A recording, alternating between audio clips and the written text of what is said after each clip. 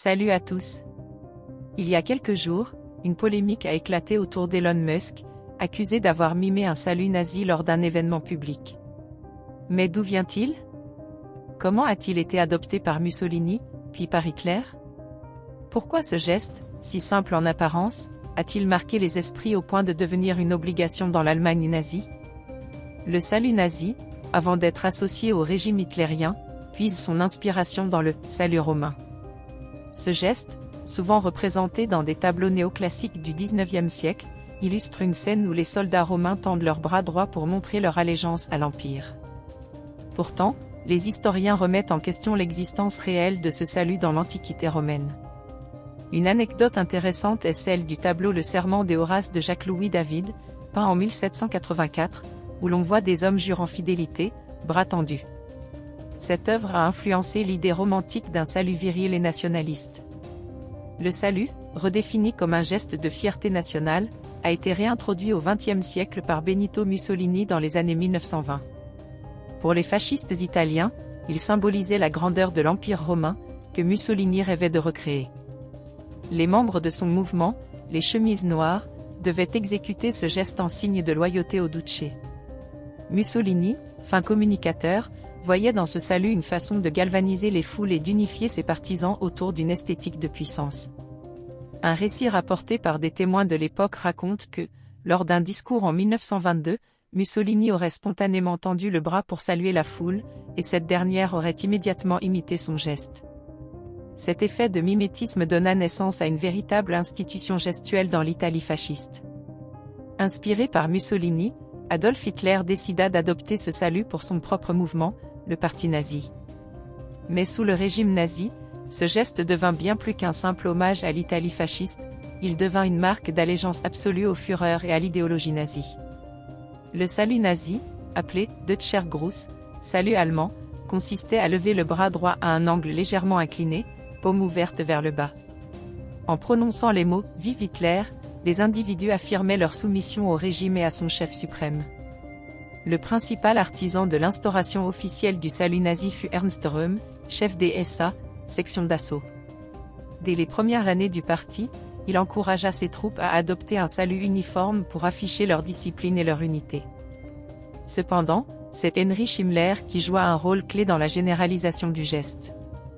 En 1934, après la nuit des longs couteaux où Röhm fut éliminé, Hitler imposa ce salut à toutes les branches du parti et à la population allemande. Le salut devint un outil de propagande. Les images de foules immenses exécutant ce geste à l'unisson lors des rassemblements nazis, comme ceux de Nuremberg, renforçaient l'idée d'une nation unifiée et dévouée à son chef.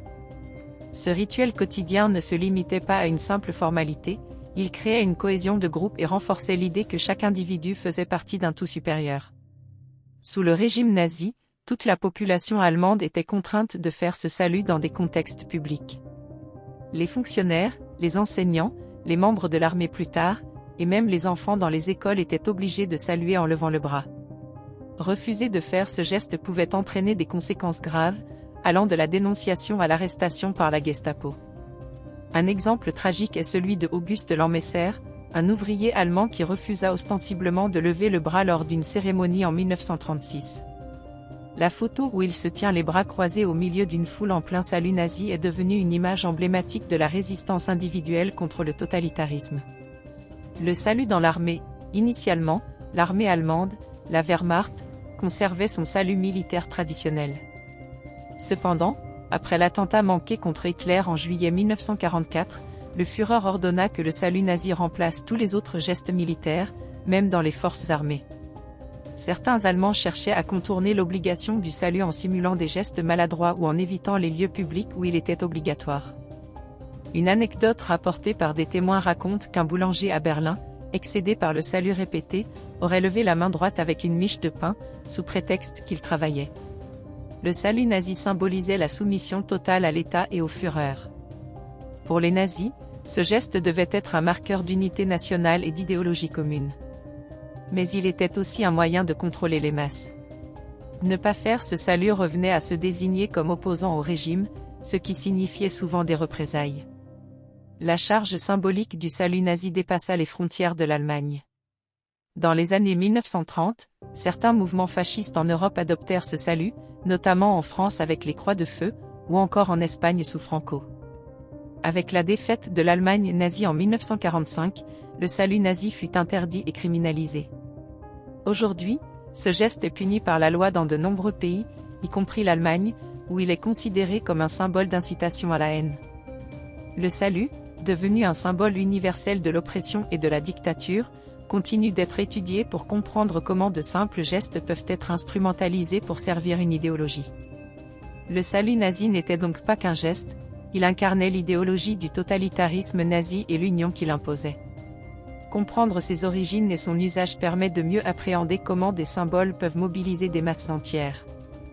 Merci de bien vouloir liker cette vidéo si elle vous a plu et surtout de vous abonner. À bientôt.